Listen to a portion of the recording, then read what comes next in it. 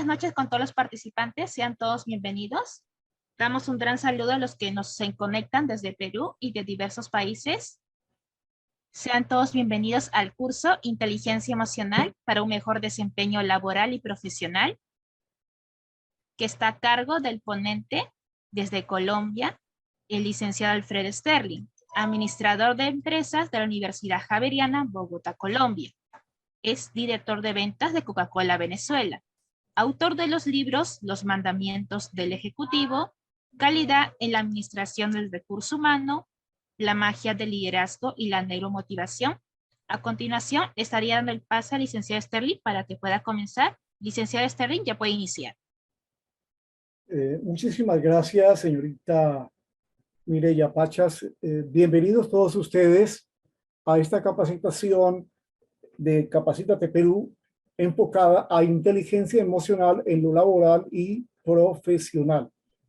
Estamos hablando desde Medellín, Colombia, Alfredo Sterling, quien ha vivido durante 15 años en Lima y ha tenido las mejores experiencias, y con Capacítate Perú hemos tenido experiencia a lo largo de unos 7 u 8 años. Bienvenidos al tema de hoy. Empezaremos a desglosar el tema, y después de unos 20 minutos o media hora, y ojalá al final, ustedes también pueden ir apuntando sus preguntas, la posibilidad de preguntas para que no se les olvide aquel tema interesante que quiere ampliar o preguntar. De manera que ustedes posteriormente, a medida que vamos iniciando la temática, puedan participar también. Al final habrá una sección de preguntas y respuestas en la que con gusto responderemos a ustedes en todas sus preguntas o sus inquietudes. Bienvenidos entonces a la temática. Hay dos puntos que queremos enfocar en ustedes. Me gusta tomar notas de vez en cuando para que haya inteligencia emocional en lo que estamos haciendo. Cuando usted escribe a mano, también hay inteligencia emocional. Por eso cuando usted escribe a mano una carta, pues que ya poco se usa, pero también se trabaja de otra manera más creativa, porque en ese momento trabajas con pura inteligencia emocional al escribir también a mano. Tenemos el CE, si no les incomoda, lo pueden escribir. CE habla de cociente emocional. CE igual a cociente emocional. CE igual cociente emocional. Y tenemos el CI igual a cociente intelectual. Siempre se le ha dado importancia al cociente intelectual más que al cociente emocional. Antiguamente pues se le daba muchísima importancia solo a lo intelectual. René Descartes, muy conocido, antiguamente decía, pienso, luego existo. Este era un enfoque muy personal y muy intelectual, pero un poquitito de ego también. Pienso, luego existo. René Descartes, en su época, también criticaba que las personas que trabajaran en oficinas o ejecutivos fueran de alguna manera personas desarrolladas de nivel ejecutivo, hablaran de emociones. En esa época, el ejecutivo no hablaba de emociones porque se veía raro, ¿no? El René Descartes trató de descartar las emociones en las personas. Por eso hubo un libro que enfrentó mucho a René Descartes, que decía los errores de René Descartes, porque hoy en día es al revés. El CE se analiza mucho más que el CI. En la época de René Descartes se analizaba solamente el CI, cociente intelectual, la parte intelectual. Hoy se trabaja con ambos, CE, cociente emocional, y CI, cociente intelectual. Las emociones de las que vamos a hablar hoy tienen que ver mucho con el CE, cociente emocional. Siempre nuestros pensamientos son subjetivos. En nuestro sentir nuestra experiencia personal. Por ejemplo, yo soy de una ciudad llamada Cali, Colombia, Cali, donde pues hay una canción que dice Cali Pachanguero, ¿no? Yo crecí en esa época muy subjetivamente, o sea, muy enamorado de la ciudad de Cali por la misma canción, ¿no? Que decía que Cali la sucursal del cielo, entre comillas. Entonces yo me volví una persona fanática de la ciudad de Cali y decía que Cali era una de las ciudades más bonitas del mundo, porque no conocía mayor cosa.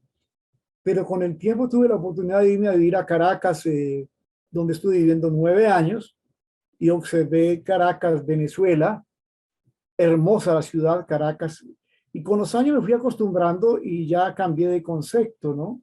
Ya no era tan bonita Cali, no es que sea fea, sino que en esa época yo decía, no, pero me gusta más Caracas porque está al lado del mar, etcétera, etcétera, etcétera.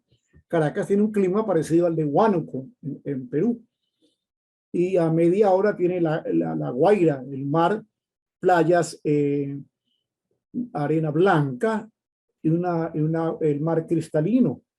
En realidad, entonces, y a medida que voy conociendo otras ciudades de otros países, me fui enamorando más de diferentes ciudades.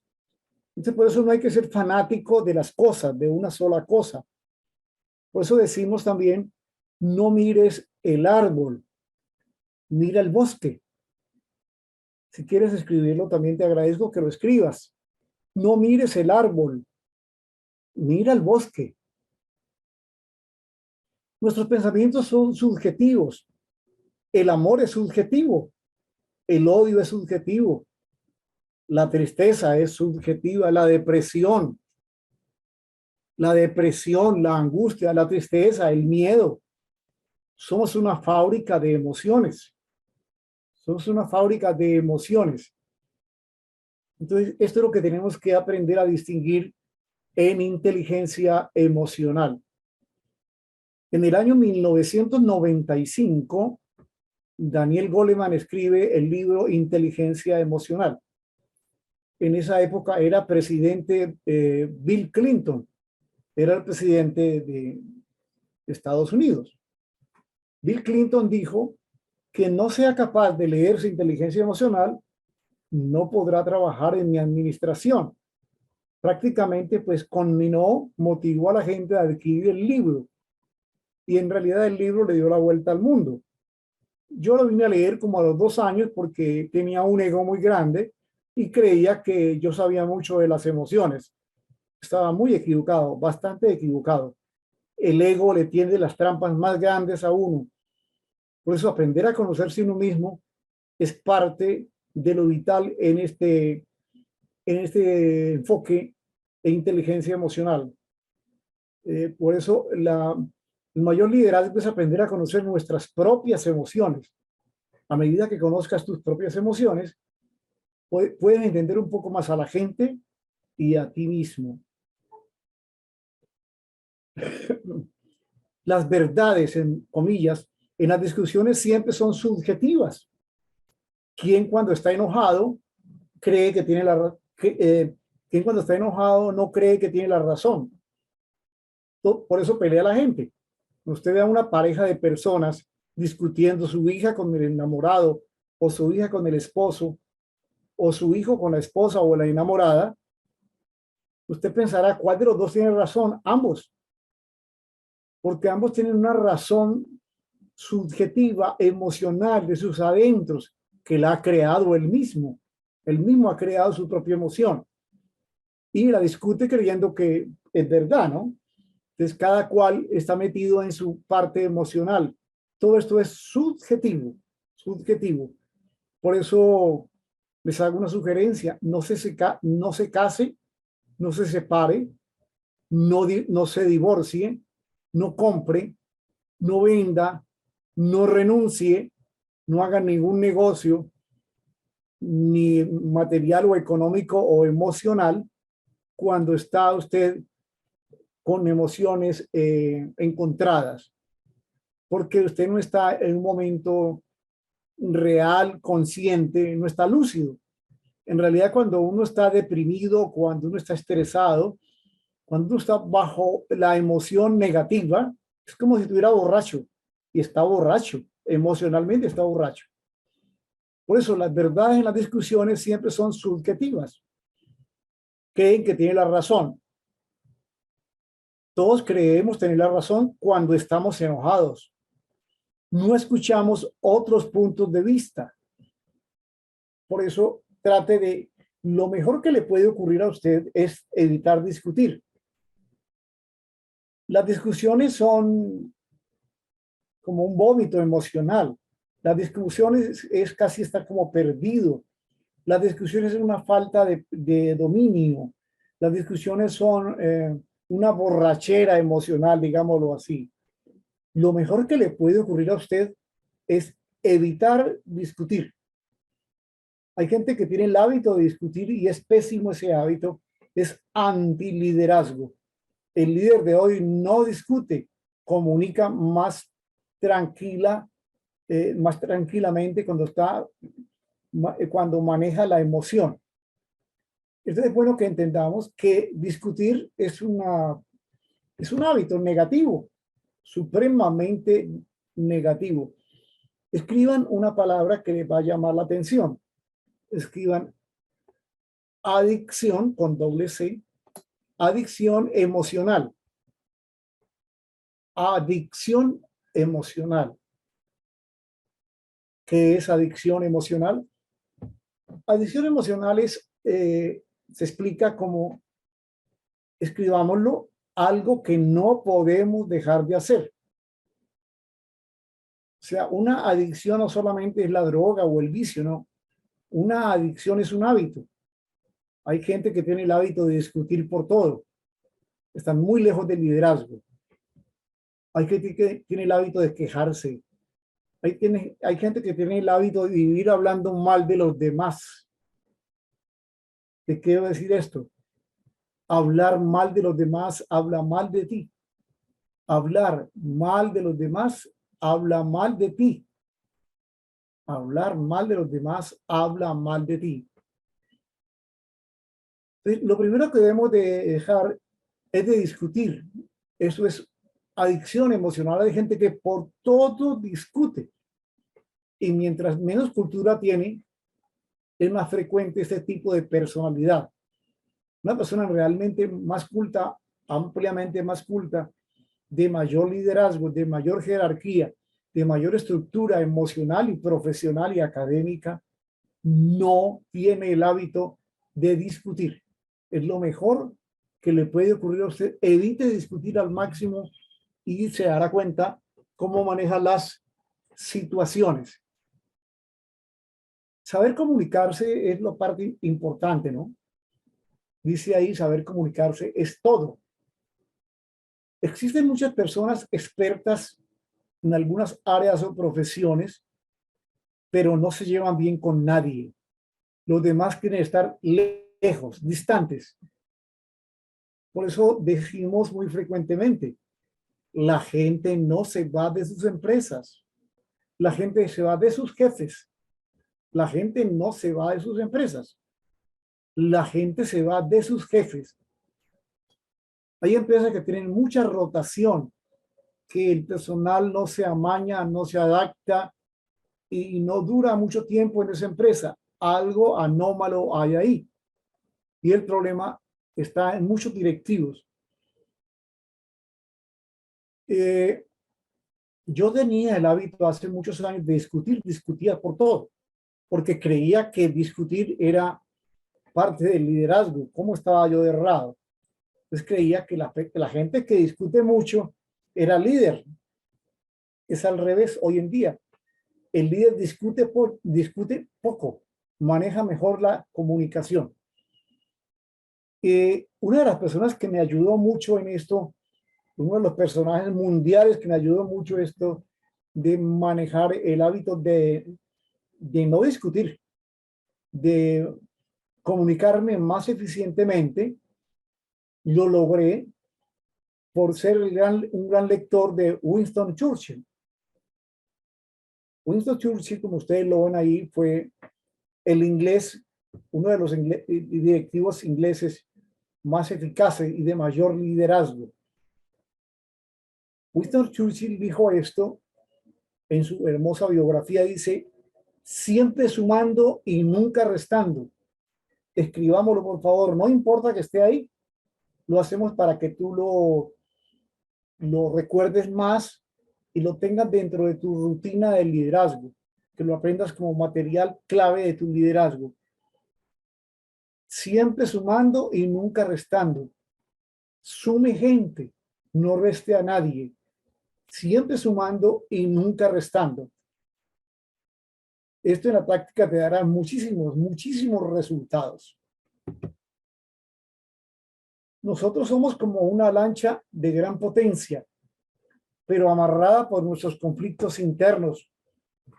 Somos presos emocionales con bloqueos ocultos que nos frenan, como odio, rabia, resentimiento, frustración o envidia. Y lo peor, que nos lleva a una pérdida total de poder personal, que es la creencia funesta de sentirnos víctimas. Hay gente que se siente víctima casi por todo. De esto lo haremos un poco más ampliamente más adelante.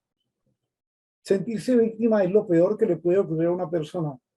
La persona que se siente víctima es muy mal directivo. Vive echándole la culpa a mucha gente, al jefe, al presidente de la compañía, de lo que a él le pasa en la vida personal de él. Le echa la culpa a la ex esposa, al ex marido, al ex socio, ex gerente, ex profesor. Pues hay gente que vive sintiéndose víctima, y esto es fatal para el liderazgo. Todas las personas infelices permanecen furiosas. Lo repetimos porque vale la pena repetirlo para que lo remarque usted. Todas las personas infelices permanecen furiosas. Cuando usted ve una persona, no importa el sexo, masculino o femenino, cuando usted ve una persona que a toda la vida es furiosa, he ahí la réplica de una persona totalmente infeliz emocionalmente. Pero ella no lo acepta y ella no lo cree. Cree que es que su carácter es así. Entonces, la depresión es ira dirigida hacia adentro, causada por la incapacidad para expresar lo que sentimos. La causa suele ser la frustración y baja autoestima. El hábito de la ira puede convertirse en costumbre y acabar creyendo, lamentablemente, que esto es normal, el pensar y sentir así. Es una tristeza que mucha gente llegue a ese punto. La persona que tiene el hábito de discutir casi no escucha. Observen las gráficas, el uno no escucha al otro ni el otro al otro. Cada cual fabrica un mundo interno, y el mundo que se fabrica a él es echándole la culpa al otro, sea real o no. Pero esto es lo que nos pasa en lo subjetivo. Lo subjetivo es lo que yo pienso, es mi emoción. Somos pues una fábrica de emociones. Uno de los puntos claves en el manejo de las emociones es aprender a ser proactivo. Proactivo es el hábito de la responsabilidad y prever. La persona proactiva actúa para mejorar procesos, actúa para componer una situación, actúa para negociar mejor, actúa para ser más responsable de sus propias emociones. La persona reactiva no. La palabra responsabilidad indica responder con habilidad. Eso indica la palabra responsabilidad. Responder con habilidad. Pues no, a veces uno, por la emoción, por la depresión, por la angustia, por el miedo, responde con brutalidad. Muchas veces respondemos con brutalidad. El reactivo es actuar sin responsabilidad, solo por la emoción, desconociendo principios y valores.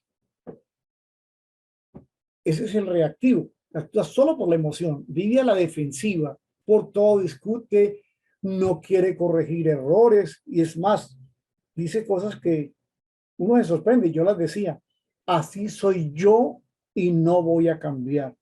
Ese es mi carácter. Eso es parte de la ignorancia que maneja uno, ¿no? Antes se decía, esa es mi sangre. Hoy día no se dice esa es mi sangre, no, esa es mi cultura. Esta es mi cultura.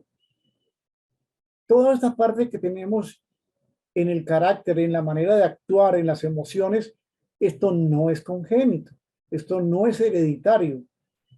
Esto es precisamente, esto es creado por uno mismo, por el medio ambiente muchas veces. Esto es adquirido, no es genético.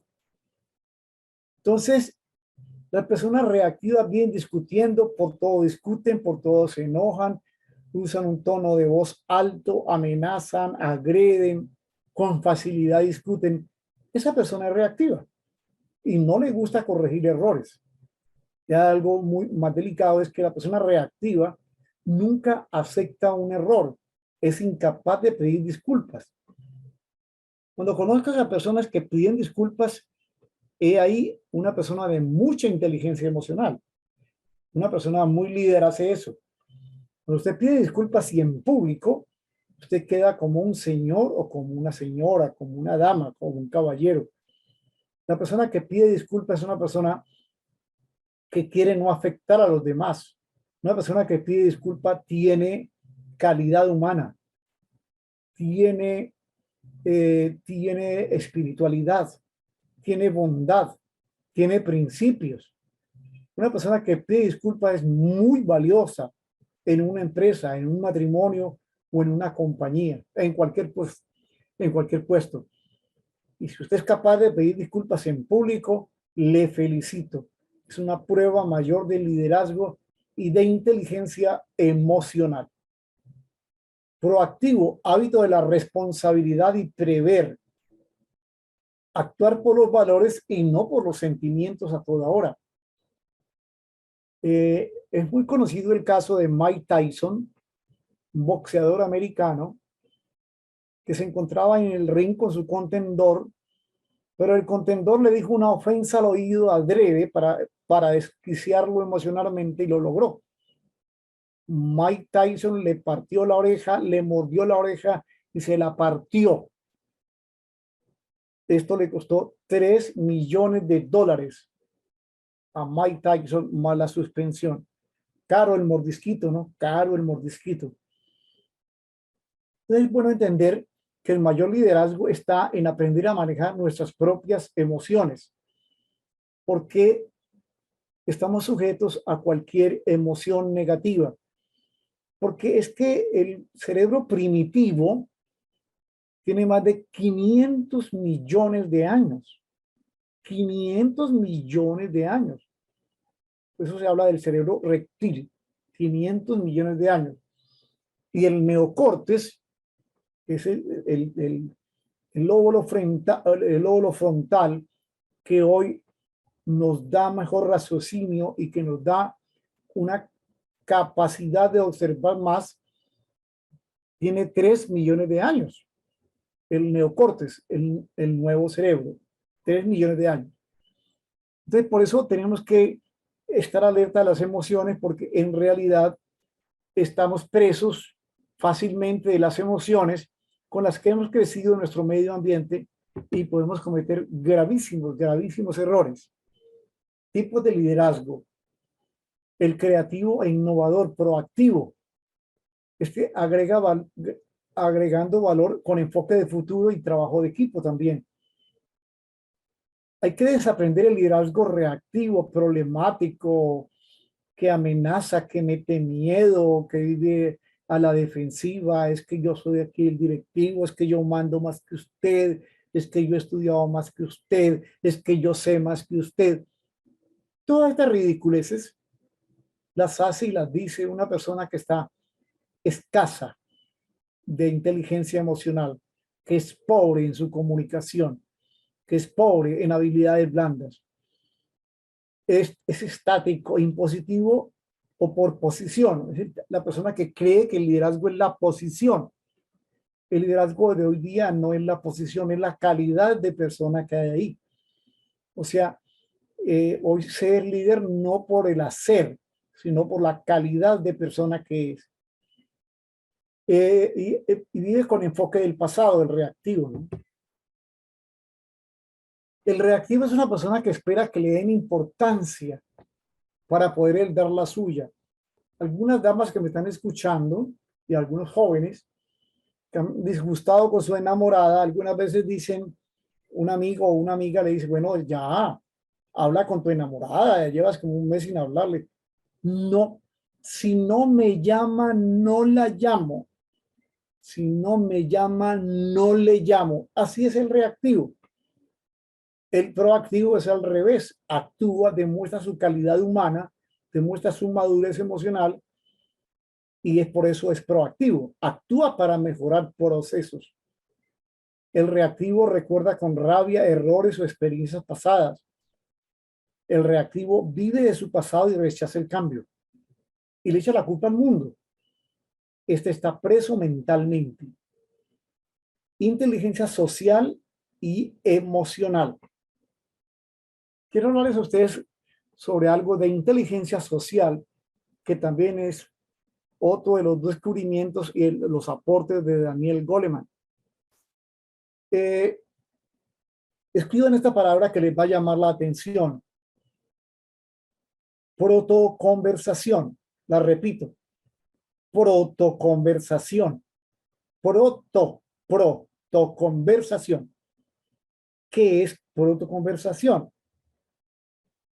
Daniel Goleman es neurólogo.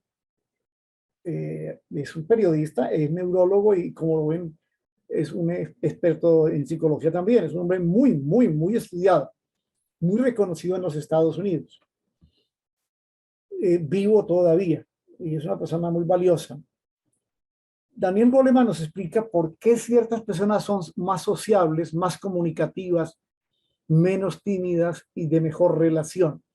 ¿Qué es protoconversación? La timidez de ciertas personas, la timidez y la incapacidad para comunicarse y la capacidad de otros de relacionarse más fácil no es hereditaria, no es congénita. Esto se debe a un estudio que ha demostrado Daniel Goleman sobre inteligencia social. ¿Qué sucede? Los niños que han tenido una mamá frustrada en la vida, una mamá resentida con la vida, una mamá que en ese momento de tener esta criatura, pues, lamentablemente no es feliz, entonces no cuida mucho emocionalmente a su niño o a su niña, no le coquetea mucho, no le coquetea mucho. Y si desafortunadamente deja al niño o a la niña llorar horas y horas, esto es gravísimo, esto es delicadísimo psicológicamente. El niño o niña, desde pequeñito o pequeñita, comienza a sentir una soledad inmensa, una soledad aterradora. Es lo que los vuelve más inseguros. Esto es parte vital de lo que es la parte emocional de los niños. Protoconversación está enfocado a aquellas madres que suelen conversar, jugar emocionalmente con los bebés. Le juegan, le hacen cosquillas con la nariz, le sonríen por la oreja, le rascan por un lado, le rascan por el otro, o el papá también lo hace. Este juego infantil hace que el niño se vuelva muchísimo más sociable. No tienen idea el favor que le hacen emocionalmente a sus criaturas. Pues cuando el niño siente ese juego y el niño responde, pues hay niños que responden con solo ver la mamá o el papá y se ríen y se les ve esa felicidad en los ojos.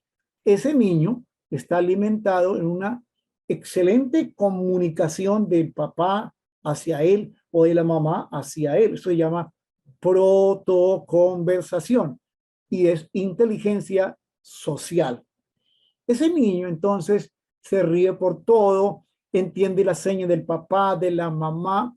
Ese niño emocionalmente se está criando efectivamente muy maduro y va a ser un niño adaptado al mundo, adaptado para la empatía, para la comunicación, para el liderazgo, para la inteligencia emocional. Socialmente va a ser mucho mejor porque ha recibido mucha carencia psicológica del papá o de la mamá. De manera que no son tonterías este juego, sino que es vital. Ese niño suele ser más sano social y emocionalmente. Los psicópatas, los violadores, los, las personas desquiciadas mentalmente, desequilibrados y grandes asesinos en potencia, se ha estudiado a fondo, han sido niños que han sido abandonados en sus primeros días. Los han dejado llorar horas y horas y horas y otros hasta días. Son niños enfermos emocionalmente. Y ahí salen los sociópatas y los criminales más grandes del mundo. Entonces, si las mamás supiesen esto, jamás abandonaría a un niño o a una criatura horas para que lo deje llorar solo. Hay algunos que dicen, no, es que eso le pasará, ese berrinche le pasa. Sí, hay casos extremos, pero ocurre que el niño se siente solo. Entonces, por esa razón, es bueno en sus primeros meses no dejarle solo y jugarle para que el niño se adapte a este mundo. ¿Verdad? Que es casi una terapia inmensa, profunda y de las más beneficiosas que usted puede hacer con sus hijos. Protoconversación. La persona proactiva es afectiva y enriquece la relación. La persona proactiva pide disculpas. La persona proactiva no vive agrediendo, no vive metiendo miedo. El miedo no es productivo. Lo repetimos. El miedo no es productivo. El proactivo visualiza el futuro y el cambio. Por eso cuando creemos en el futuro, sacamos fuerzas para el presente. Cuando creemos en el futuro, sacamos fuerzas para el presente. Muy importante entender esto porque hay gente que no le da mucha importancia al futuro y la tiene. A medida que creemos en el futuro, nos motivamos a actuar. El proactivo está libre emocionalmente, por eso es capaz de relacionarse mejor. Hay un lenguaje que usted detectará en los directivos, en los profesores, en el jefe, en su papá, en su mamá, en el supervisor de fábrica, etcétera, etcétera. El lenguaje reactivo y el lenguaje proactivo. La persona que le encanta buscar culpable, que tiene un lenguaje un poquitico maluquito, acosador, todo, la culpa es suya, yo se lo dije, yo se lo advertí. Hay una claridad que quiero emitir en este programa, es que desafortunadamente papá y mamá, cuando usan el tonito de culpable que le dice papá al hijo, pero usted es usted lo otro, el hijo no quiere escucharle más ni la hija. Pero no es por lo que dice el papá o dice la mamá, sino el tonito. Lo dice en forma de culpable. Usted esto, el tonito no deja. Pero si el papá o la mamá cambiara el tono, perfecto. Mi hijo, quiero comentarle algo. Usted cometió un error ayer, consistía en esto y esto. Esto no se debe por esto y por esto y por esto. Tipo sugerencia, no regaño. Tipo sugerencia, no regaño. Pero papá y mamá regañan mucho. Por esa razón, los hijos no quieren escuchar. Pero no es porque no le diga la verdad. Si alguien dice la verdad, son ellos. Y lo hacen de la mejor fe del mundo. Pero el tonito, si no lo cambia, hace que no tenga audiencia, no tenga quien le escuche. Entonces, deje el tonito de discutir, de amenaza, de señalar, de culpabilizar, de intimidar. Perdón. Cuando se creó la programación neurolingüística, entre los fundadores había alguien que se llamó Virginia Satir. Virginia Satir era una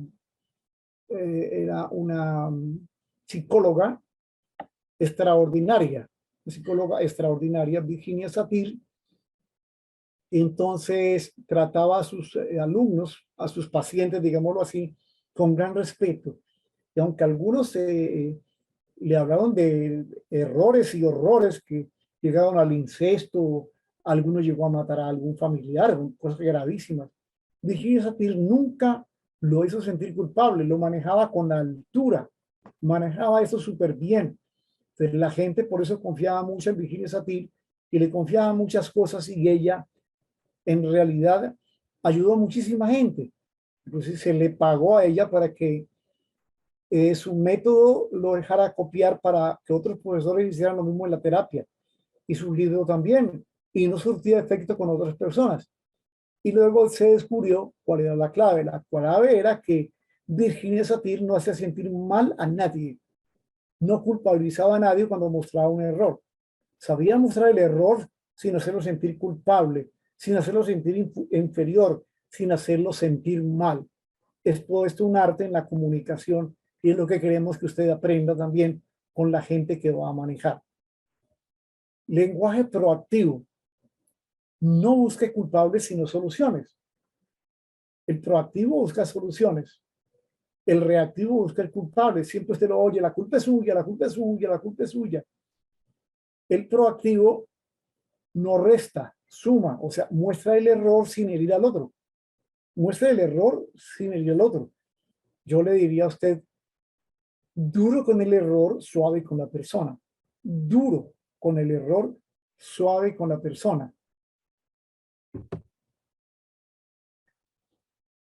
Tenemos que conocer la parte emocional que todos tenemos muy profunda, ¿no? Vivimos fabricando en nuestro interior el amor, el odio, la belleza, la alegría, la tristeza y la depresión. Somos un laboratorio, porque nuestro cuerpo es como un laboratorio emocional, ¿no? Las neuronas tienen algo que se llama sinapsis. Sinapsis es la forma en que una neurona se comunica con otras. Cada neurona se comunica con 15.000 neuronas más. Y en ese momento que establece contacto con 15.000 neuronas más, hay sinapsis, es una conexión. La sinapsis es conexión emocional entre neuronas. Lo que te daña no es el hecho, es tu propia reacción al hecho. Lo que te daña no fue lo que te sucedió, es el hecho, es la reacción. Lo que daña a una mujer no fue el marido que la dejó, es el creer que ahora ella ya no podrá conquistar a otra persona. No fue que la dejó, es que es la creencia de que ella se desvaloriza. Lo que daña al hombre no es que la mujer lo dejó, sino el creer que ahora no puede ser otra mujer. Es la reacción negativa. Hay una historia muy bonita sobre el monje y el samurái. Un monje daba una conferencia en Japón, daba una conferencia y a la conferencia entró un samurái. El monje hablaba sobre el cielo y sobre el infierno. El samurái, sonriendo y burlonamente, le dijo: a ver, monje, ustedes tantas mentiras echan a menudo. ¿Dónde está el infierno? Para mí no existe. ¿Dónde está el cielo? Para mí no existe. Te la pasas hablando del cielo y del infierno, pero eso no existe. El monje se quedó viéndolo y lo miró de arriba abajo y le dijo: a ti por inculto, por crudo, por ignorante y por torpe, no vale la pena que te explique nada. No te voy a explicar porque eres un hombre supremamente ordinario. El samurái sacó la espada y le dijo: viejo imbécil, no, no sabes que yo soy un samurái y te puedo volar la cabeza de una. El monje se quedó viendo y le dijo: tienes odio, ¿verdad? Me miras con odio por 4 palabras que te dije. ¿Qué tan rápido has viajado al infierno? El samurái entendió, dijo: entonces el infierno es emocional. Claro, en este momento estás en una especie de infierno. Qué lección la que me has dado, maestro. Hoy me has dado una gran lección. Muchas gracias. Es enorme el mensaje. Y envainó la espada la echó en su vaina, su estuche. El monje sonrió y le dijo: y ahora qué tan rápido has llegado al cielo, ¿no? Mira, me miras con tranquilidad, sin odio, sin rabia. En este momento me estás mirando, me estás sonriendo, yo también te sonrío. Estamos en paz emocionalmente. Estamos en una especie de cielo. Por eso Shakespeare dice, tu vida es lo que tus pensamientos hacen que sea. No hay nada malo, no hay nada bueno ni malo, sino que ese pensamiento es el pensamiento humano el que lo hace y parece ser así, expresaba Shakespeare. Quiero que se centren en lo que dice Donald Heath. Es más, googleelo, busque bastante en Google quién es Donald Heath, porque tiene que ver mucho con las emociones. Donald Heath se ganó un premio, el premio Nobel de Medicina y se volvió el padre de la psicología cognoscitiva. Donald Heath explicaba, las células nerviosas que se encienden juntas se conectan entre sí por la repetición. Es como un cable de energía, ¿no? Usted une dos cables de energía y los une, dan luz. Pero si lo despega, no hay luz. Las personas que se acostumbran a conectarse con alguien emocionalmente se vuelven adictos sin darse cuenta. Es cuando creen que se enamoran. Y es la repetición de emociones, la repetición de verse con la persona, conversar todos los días, etcétera, etcétera. Ya más adelante ampliaremos el contexto. Dice, las células nerviosas que se sienten juntas se conectan entre sí por la repetición. Todas las rutinas son redes neuronales instaladas por miles de veces. Cuanto más encadenes esas conexiones sinápticas una y otra vez, las células nerviosas se enganchan. Pues un corredor,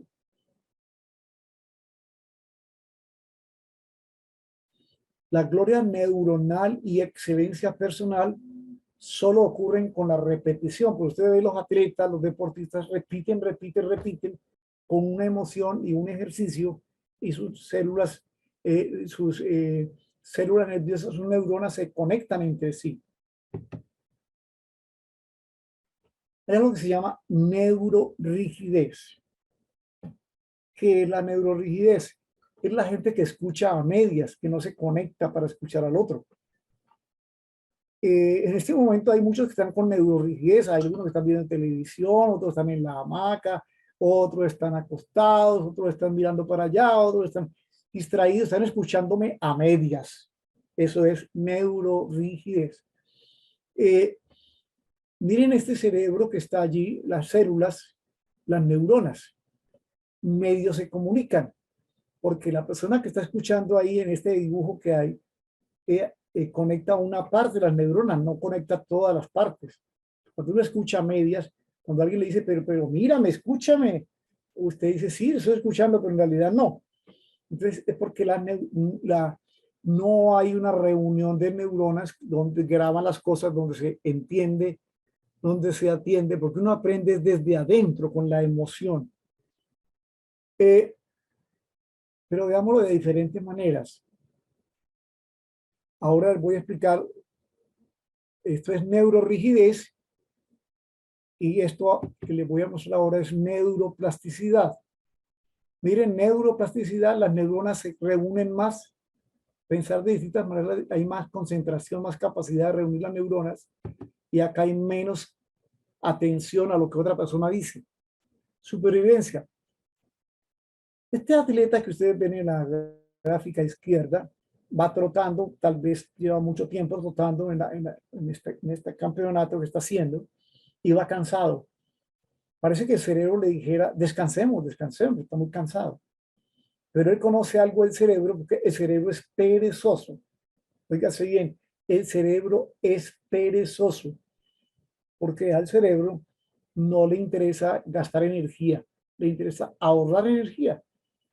Por el cerebro fuera, usted vería televisión todo el día y comería todo el día en un sofá. El cerebro es perezoso y ahorra energía. Por eso, o diriges el cerebro o él te dirige. Yo digo que el cerebro es tu socio. Luego tienes que aprender algo sobre cómo funciona el consciente, el consciente, el subconsciente. No hay que ser un psicólogo, ni hay que ser un psiquiatra, ni hay que ser un neurólogo, sino sentido común como lo que estamos haciendo en esta programación, en esta capacitación. Supervivencia, el cerebro es perezoso y ahorra energía, o lo diriges o él te dirige. Por ejemplo, ¿cuántas veces has quedado de asistir a una cita por la mañana de recogerte a alguien para ir a la playa y llegó el carro, pitó y sonó el claxon y usted oyó el pito, pero una mano sale debajo de la almohada y apaga la cuerda del reloj y dice, no, no voy a ir, ¿quieres descansar? ¿Qué lo saboteó? El subconsciente lo saboteó. El subconsciente es el que lo sabotea, porque el cerebro quiere descansar y no quiere ese ejercicio de ir. Pero si usted aprende esto también, usted da un salto conscientemente y dice, no, yo no voy a apagar el reloj, yo voy a ir a la cita. Y se antepone a manejar el cerebro. O usted maneja el cerebro o el cerebro lo maneja a usted. Por eso este atleta, el cerebro le pide descanso y dice, no, vamos a trotar 2, 3 vueltas más que nos faltan. Y el cuerpo actúa. El cerebro le ordena y el cuerpo actúa. Entonces, ¿qué ocurre? El subconsciente es un esclavo, es como una grabadora, ¿no? Es un aparato grabador también. Todo lo que diga él, lo que usted diga subconscientemente, soy feo, soy bruto, soy torpe, no entiendo esto, el subconsciente lo acepta perfectamente. Soy bonito, soy capaz, es una grabadora. Todo lo que usted se diga a sí mismo, esa grabadora graba lo que usted piense de sí mismo. Yo le llamo a esos soliloquios. Porque cuando uno está en el espejo, es soliloquio, ¿no? Cuando uno está en el espejo, va peinando o arreglándose, uno piensa de sí mismo ciertas cosas. Ahí está en soliloquio, que quiere decir conversación consigo mismo. De todas maneras, este hombre conoce el cerebro y dice, me faltan 2 o 3 vueltas, no vamos a descansar. Y el cuerpo le responde. Hay gente que es neurorígida y no quiere cambiar, son los reactivos, ¿no? Dice, así soy yo y no voy a cambiar. Ese es mi carácter, tengo mucha experiencia, yo ya estoy muy viejo. Todo esto son mañas que tiene la persona y una incultura tremenda, como yo la tenía también, al respecto. Entonces, ¿la vida es lo que me pasa o es lo que yo hago que me pase? Usted tiene que aprender a ser responsable de sus metas, de sus propósitos. El éxito está en la zona incómoda. El éxito no está en la zona cómoda. El éxito está en la zona incómoda. Cambiar tiene un precio y no cambiar también. Cambiar tiene un precio y no cambiar también. El cerebro, yo voy a explicarles aquí algo, porque quiero que se vea todo. El cerebro es una obra en construcción. Aquí les hablo de neuroplasticidad. Entonces, cuando usted escucha mejor, hay una reunión de neuronas. Entre más neuronas se reúnen para escuchar algo, más inteligencia desarrollada hay. A mayor conexión de neuronas, mayor inteligencia. Yo le diría, anticípate al cambio, acepta el cambio, aprende a cambiar, ama el cambio. Te lo repito, anticípate al cambio, acepta el cambio, aprende a cambiar, ama el cambio. Todo esto se llama neuroplasticidad.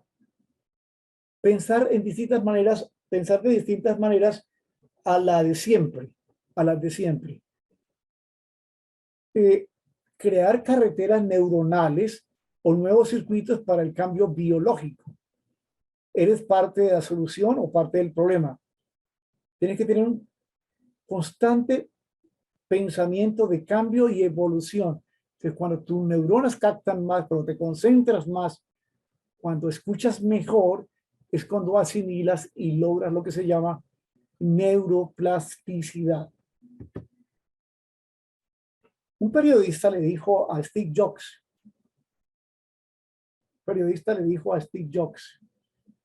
usted es uno de los hombres más inteligentes en vida, ¿no? Antes de morir, 2 años antes.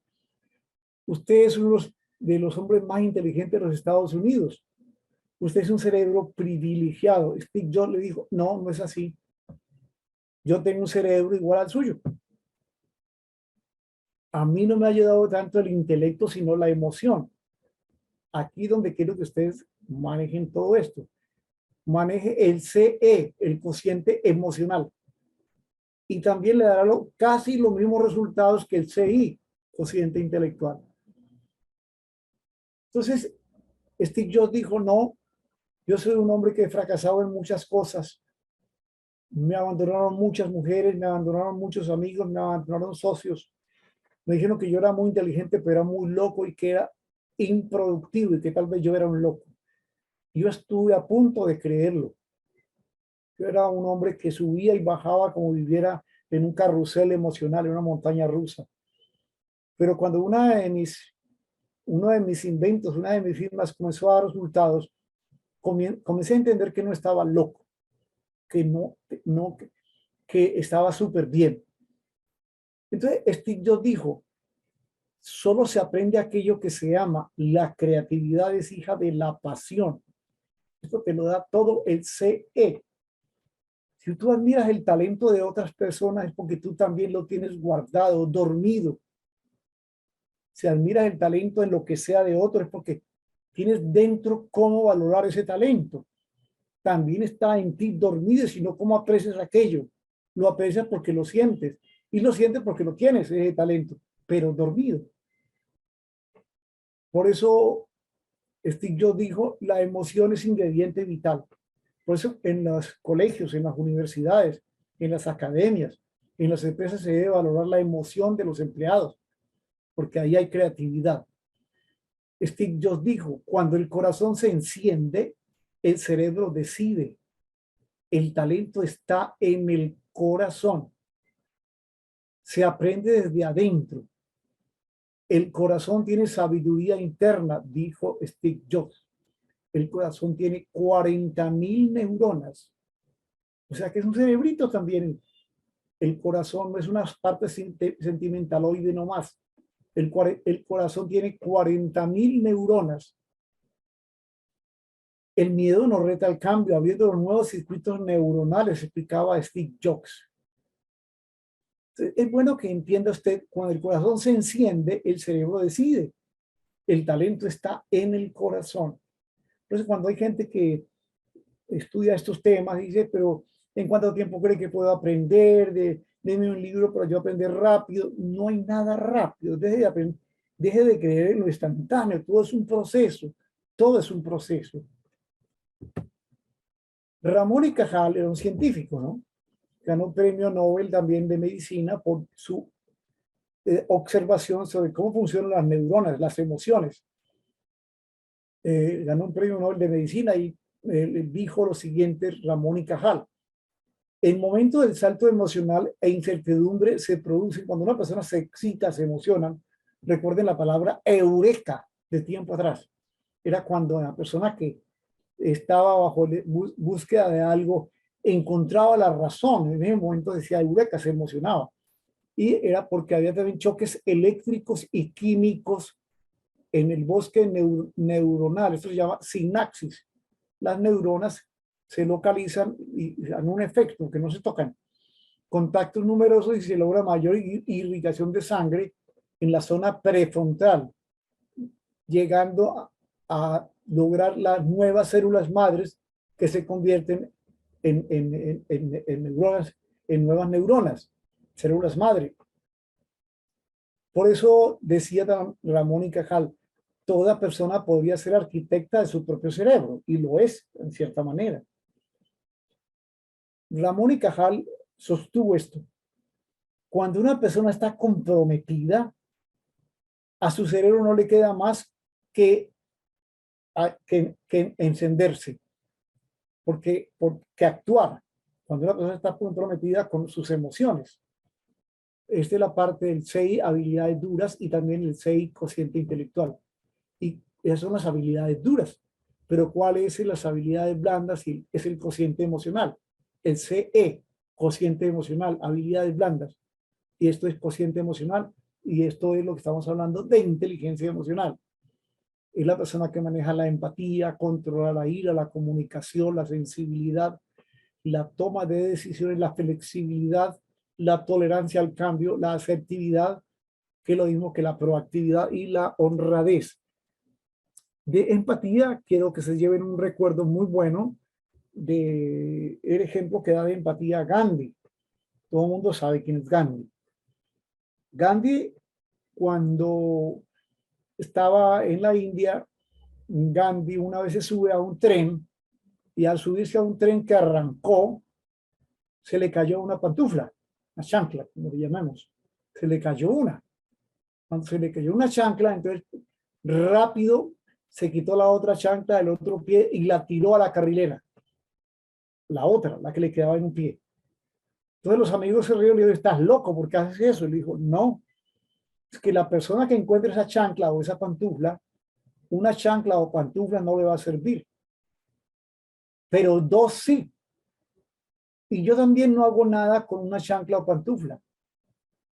Pero en ese caso no le quiero dañar la oportunidad al que se encuentre esas pantuflas, que encuentre el par de pantuflas para que le sirva.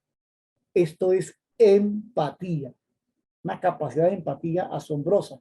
En el liderazgo se necesita mucho, en habilidades blandas, en inteligencia emocional. Por eso calidad de servicio viene de calidad de persona. Calidad de servicio viene de calidad de persona. No es tanto la brillantez del talento innato de los triunfadores, sino la disciplina que te ofrece grandiosos resultados. No es que los ganadores tengan esa suerte, es que consiguieron esa suerte. Hay algo que hay que clarificar y que es bueno que lo tengan en cuenta. La víctima y el protagonista. Los niños, por ejemplo, si esta jarra o este vaso grande se le quebró, siempre serás responsable. Los niños creen que si pueden adjudicar sus problemas a causas externas, fue sin intención, dicen ellos. Creen que su responsabilidad la puede evadir. Eso lo hace un niño. Pero qué tan triste es que también los adultos juegan a niños. Hay adultos que no quieren aceptar el error, son los que se sienten víctimas de la vida. Le echan la culpa a la ciudad, al país, al presidente, al papá, a la mamá, al suegro, a la suegra, a los hijos, a los vecinos, al socio, al ex socio, a alguien. Esta gente, como directivos, son pésimos. Se sienten víctimas de la vida. Ojalá usted no llegue a esos estados emocionales. Tuve un tiempo que anduve por esos caminos y Dios quiera que no lo vuelva a repetir nunca, porque es una pérdida de personalidad total. Sé protagonista de tu vida, no la víctima. Puede que no sea responsable de los hechos, pero sí de tus reacciones. De lo que alguien le hizo, usted no es culpable, pero de la reacción que usted toma frente a lo que el otro le hizo, es como tus reacciones. Entonces tú no eres lo que te sucedió. Yo no soy lo que me sucedió. Yo soy como actúe frente a lo que me sucede. No soy lo que me sucedió, soy el que actuó frente a aquello que me sucedió. Sé protagonista de tu vida y no la víctima. Aquí hay algo importantísimo, magistral, extraordinario. Por usted fuera, yo quisiera que lo escribiera en letras grandes, en un cuaderno, y lo pusiera en una ficha en su empresa o en su casa, porque es pues, vital para el manejo emocional. Tus emociones gobiernan tu vida. Solo puedo controlar aquello de lo que soy consciente. Y aquello de lo que no soy consciente me controla a mí. Lo decía Carl Jung. Solo puedo controlar aquello de lo que soy consciente. Y aquello de lo que no soy consciente me controla a mí. Y agrega Carl Jung, si no haces consciente tu inconsciente, este seguirá gobernando tu vida y le llamarás destino, Carl Jung. Si no haces consciente tu inconsciente, este seguirá gobernando tu vida y le llamarás destino, Carl Jung. Quien mira afuera, duerme. Quien mira adentro, despierta, Carl Jung. Nuestra felicidad está adentro.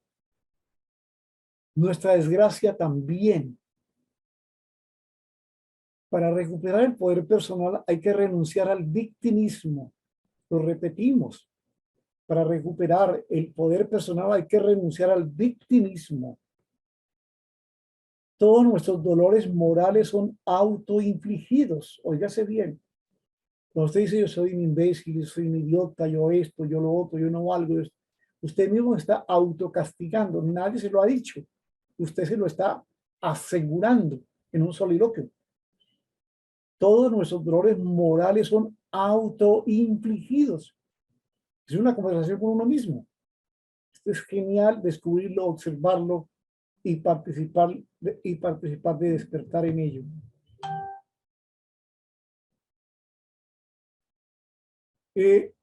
La inteligencia emocional, mire cómo funcionan las emociones en uno. Piensa, siente y decide. Esto es inmediato, instantáneo. Hay gente que piensa, se deprime, insulta. Piensa, se deprime, grita.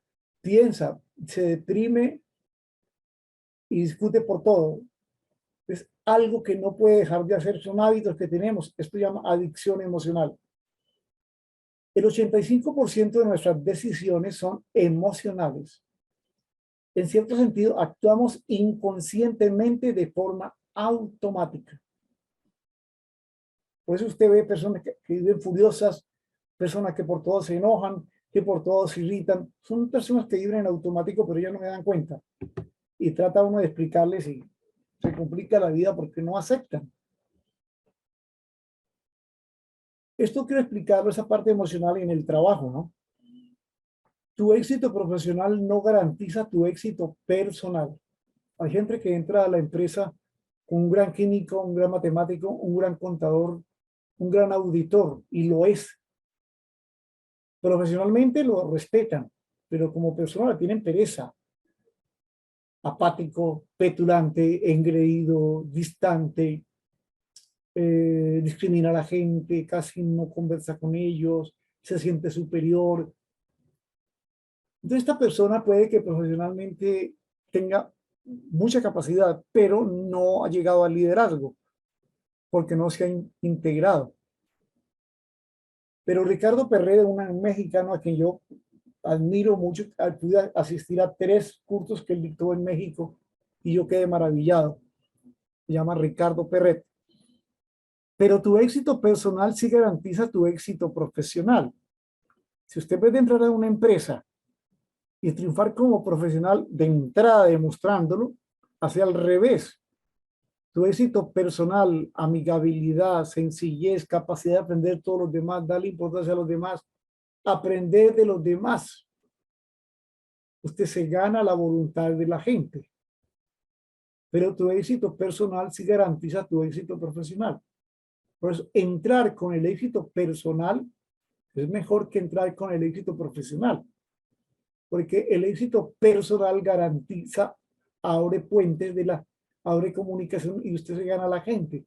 Y después demuestra usted también su profesionalismo, pero ya tiene abonado un terreno. Primero como persona triunfa y luego como profesional, no al revés. El buen liderazgo no tiene que ver con avanzar uno mismo, sino con avanzar con su equipo. Cada que cambias de empresa, país o vecindario, vuelves a empezar de cero en tu liderazgo. Lo repito. Cada que cambias de empresa, país o vecindario, vuelves a empezar de cero en tu liderazgo. Yo trabajé en Caracol, una cadena de radio que hay acá, RCN, otra cadena de radio acá, años, 10, 12 años, haciendo programas educativos. tuve un programa en televisión en Cali, en Telepacífico, un programa educativo también. Varios años. Cuando yo me fui para Venezuela, donde viví 9 años, yo no podía ir a decir allá, uy, no, ahí me conocen en Colombia, en la radio, en la televisión. No, olvídese eso. Tiene que empezar de cero. Cuando usted, cuando usted trabaja en una empresa y se hizo conocer, no vaya luego a otra empresa y diga, es que yo allá era esto. Oye, no, olvídese, no se queme así. Por un lado habrá gente que le crea y otros que no le crean. Entonces, ¿para qué divide la gente? No. Entonces, conquiste a la nueva gente donde llegó. Es la forma más segura. No viva de su pasado. Entonces, yo no podía allá en Venezuela hablar solamente de Colombia. No, tenía que conquistar allá a la gente con la que iba a trabajar, como efectivamente creo que sucedió. Estuve 9 años viviendo en Venezuela. Luego yo me fui para el Perú. Yo no podía llegar al Perú a decir, no, es que yo en Colombia, yo en Venezuela. Olvide de todo ese cuento y de toda esa historia. Conquiste a la gente donde llegue. Yo he vivido en el Perú durante 15 años y empecé con una empresa, con otra, con otra, con otra, con otra y con otra. Entonces, ¿qué ocurre? Usted puede que sea éxito, que sea líder allá en un barrio en Lima, no sé en qué barrio viva. Usted puede que sea líder en el barrio de la Junta Comunal. Después de usted le tocó entregar la casa porque pues no es suya, se la pidieron. Y usted lo encontró por ahí cerca donde lo conocen, donde usted ayudaba mucho en la Junta Comunal. Usted es todo un líder, ahí lo valoro y lo aprecio porque es un líder comunal durante muchos años. Pero al conseguir casa para alquilar o departamento, le tocó conseguir un barrio muy distinto donde usted lo conocen. Llega a una zona nueva, allá no lo conoce nadie. Allá tienen que empezar de cero. No basta con, no, es que yo soy el líder allá. Olvídese de esa historia que no funciona así. Cada que cambia de empresa, país o vecindario, vuelves a empezar de cero en tu liderazgo. Cada que cambias de enamorada, ¿qué haces? Empiezas de cero. Cada que cambias de empresas, ¿qué haces? Empiezas de cero. Cada que cambias de amistades, ¿qué haces? Empiezas de cero. Entonces, siempre se empieza de cero. Es el mayor liderazgo. No hay título que le sostenga un liderazgo así. Entonces, salgámonos de esos esquemas. Quiero hablarles de algo que es el neuroliderazgo, porque las neuronas funcionan así, ya las había hablado, a base de repetición. Nosotros, por la adicción emocional que dice abajo, en azul dice abajo, adicción es algo que no podemos dejar de hacer. Hay personas que por todo discuten, por todo odian, por todo ofenden, por todo rivalidad, por todo es problema. Han creado una adicción a través de los años. Una parte de nuestro cerebro quedó adicto por repetición y nos volvimos automáticos sin darnos cuenta. En la gráfica izquierda ustedes ven ahí las neuronas, eso es sinapsis, se comunican químicamente, no se tocan, se comunican químicamente. Una neurona se comunica 15.000 neuronas más. Por eso dice aquí, cada neurona se comunica en el momento emocional con un promedio de 15.000 neuronas más, y hay sinapsis. Ese potencial de las neuronas hace que usted funcione biológicamente. Nosotros somos un laboratorio químico. Usted no es usted. Usted es su cuerpo, su continuidad química, biológica y su sistema nervioso. Ese es usted. Las células nerviosas que ya no se conectan juntas entre sí, las células nerviosas que ya no se conectan juntas entre sí, no a la misma función. Adicción es algo que no podemos dejar de hacer. Si usted por todo discute, si por todo se enoja, si por todo se deprime, si por todo hay celoso, ya adicción, ahí somos automáticos. Gente que por repetición se quedó así. Claro que puede cambiar, pero tiene que ser un tratamiento largo. Desarrollo de las habilidades blandas para el manejo de conflictos. Conozca sus emociones. Conozca sus emociones. Las emociones negativas son ladrones de vida. Son los enemigos de la felicidad humana. La culpa y el resentimiento son gemelos. Todas las personas infelices viven furiosas. Todas las personas infelices viven furiosas. Nadie nace con emociones negativas. ¿Has visto un bebé negativo con odio o venganza? No, eso lo aprendió de alguien el bebé. La ira y el enojo, una vez generado, primero se expresa hacia adentro y luego hacia afuera. Muchos tienen el mismo nivel de talento, de habilidad, pero no tienen enfoque. Hay una pérdida de poder personal cuando le echamos la culpa a alguien. Cuando usted le echa la culpa a alguien de lo que sea, usted queda atado a él emocionalmente. Usted es responsable de sus emociones. El mayor descubrimiento es que cuanta más responsabilidad aceptas, más te gustas y te respetas a ti mismo, más creativo te sentirás. Usted es responsable por todo lo suyo y por lo que hace y por lo que no hace. Mireya Pachas, estamos a su disposición para el efecto de las preguntas. Muchas gracias, licenciado Sterling, por la capacitación que hoy nos ha brindado. Entonces, la primera consulta que nos dejan es, ¿qué características debo tener en cuenta para delegar a un personal para que coordine en equipo? Ya. Sí, es bueno, inclusive cuando se tiene a un directivo para entrevista o algo así, es bueno hacer varias reuniones con él.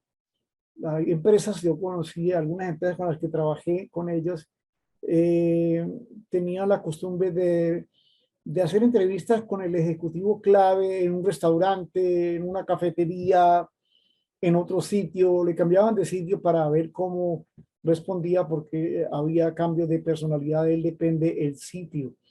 Y hay que fijarse mucho, no tanto en la parte de, del CI, el cociente intelectual, no tanto la parte intelectual, sino la parte emocional. Entonces, mala seña es la persona demasiado arrogante, que usted la ve arrogante, muy, con un ego muy grande, una persona con un ego muy grande, un poquitico arrogante, esto se puede detectar. Entonces, la persona que tenga un desarrollo intelectual, un desarrollo académico, está bien, y que maneje la sencillez en la comunicación. Esta persona es preferible para aquella de directivo de que maneje personal, porque si logramos así un equilibrio entre el CI, cociente intelectual, y CE, cociente emocional. También es bueno, hoy día hay empresas que lo hacen en vez de un examen o un text, que ya no es lo que más sugiero. Preguntarle de una forma muy sutil qué está leyendo últimamente, qué libros ha leído. Hágalo, que haga que suelte la lengua y que hable qué libros ha leído últimamente. Porque si es una persona que es un buen lector, es un gran candidato. Pero si comienza a tartamudear y dice que no ha leído mucho, que no lee mucho, pues entonces a esa persona le falta estar abonada. Porque hay gente que tranquilamente en una entrevista hay gente que dice, no, a mí no me gusta leer. Es muy mala respuesta. Una persona que no le guste leer no es propicia para manejar personal, porque no cambia su estado emocional, no mantiene actualizada. Una persona hoy día, un ejecutivo, debe leer siquiera como mínimo, siquiera un librito al mes, siquiera. Entonces, charlarle, preguntarle qué libros últimamente ha leído de una forma muy prudente, y ahí usted ve la respuesta del cociente intelectual de la persona y a la vez emocional por el tono de voz, la forma en que responda. Esa es la sugerencia que te daría. Muchas gracias, licenciado Sterling, por su respuesta. La siguiente consulta que nos dejan es, ¿qué técnica nos recomienda cuando estamos a punto de perder la paciencia con el equipo de trabajo?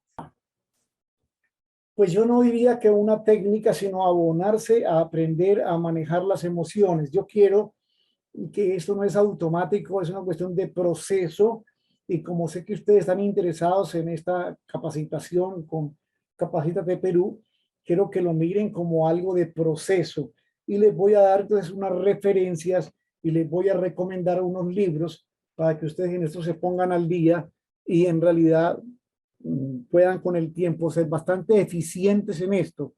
Consíganse en el libro Inteligencia Emocional de Daniel Goleman. Inteligencia Emocional de Daniel Goleman. Inteligencia Emocional de Daniel Goleman. Y léanse también un libro que le puede recomendar. Esto desde luego no es una obligación, pero el que quiere leer, el que quiere capacitarse, este es un camino que hay que aprovecharlo al máximo. Consíganse también que en Lima es donde más económicos se consiguen los libros del mundo. Un libro que se consigue en Lima en 15 o 20 soles, acá vale 120, 150.000 pesos, que son 120 o 150 soles. Un sol vale 1.000 pesos. Entonces, ¿qué ocurre? Uno compra acá, allá un libro uno lo consigue 15, 20, 25 o 30 soles. Acá lo consigue 120, 130, 140, 150.000 pesos. O sea, 120, 150 soles. 3, 4 veces más. Si en alguna parte se consiguen libros actualizados, porque como Lima es un puerto, es donde más llegan libros. Es increíble. Lima es un paraíso para los libros. Consíganse ustedes las 21 leyes irrefutables del liderazgo. Las 21 leyes irrefutables del liderazgo. Las 21 leyes irrefutables del liderazgo. John Maxwell, John J-O-H-N, J-O-H-N, Maxwell's, Max X W E W L. Las 21 leyes irrefutables del liderazgo. Entonces uno tiene que aprender a conocer sus emociones, a conocerse un poquitito más a sí mismo para poder tener una mejor autoestima y poder en realidad uno conocer el ego que le tiende tantas trampas a uno. Por eso Maxwell decía, el primer acto del liderazgo es aprender a manejar las propias emociones. Entonces yo cometí muchos errores en un principio. A mí en Colombia, en Cali, donde yo empecé enseñando bachillerato posteriormente, enseñaba yo literatura, joven también, enseñaba literatura, llegué a pegarle a un alumno en la cara, ¿cómo le parece? Y me echaron desde luego. Ya no me llamaban pedagogos, sino pedagolpes. ¡Qué vergüenza! Entonces esto no es el carácter, eso no es los genes, es cuestión de cultura. Ya hoy no debemos decir, esta es mi sangre, ya debemos decir, esta es mi cultura. De manera que aquella persona que quiere una respuesta rápida de cómo controlar aquello, no le puedo dar una respuesta rápida. Hay que culturizarse al respecto.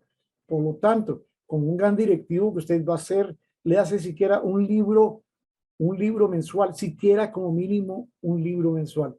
Les doy el tercer libro para que ustedes se documenten al máximo y vuelen en estos conceptos. Los 7 hábitos de la gente altamente eficaz. Escríbanlo, por favor. Los 7 hábitos de la gente altamente eficaz. Stephen Covey. Covey con B corta. Los 7 hábitos de la gente altamente eficaz. Consíganos esos 3 libros. Háganlo por su desarrollo profesional. Háganlo por su desarrollo emocional. Háganlo por su profesionalismo. Háganlo por su felicidad. Hágalo por su carrera, adquiéralos, cuesten lo que cueste, pero refiero como sacrificio, léalos, subrayelos y usted cambiará porque cambiará. La última pregunta, ¿cuál sería?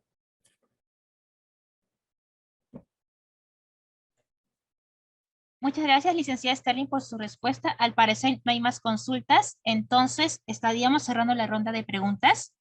Agradecemos al ponente por la capacitación que hoy día nos ha brindado y también a los participantes por su participación.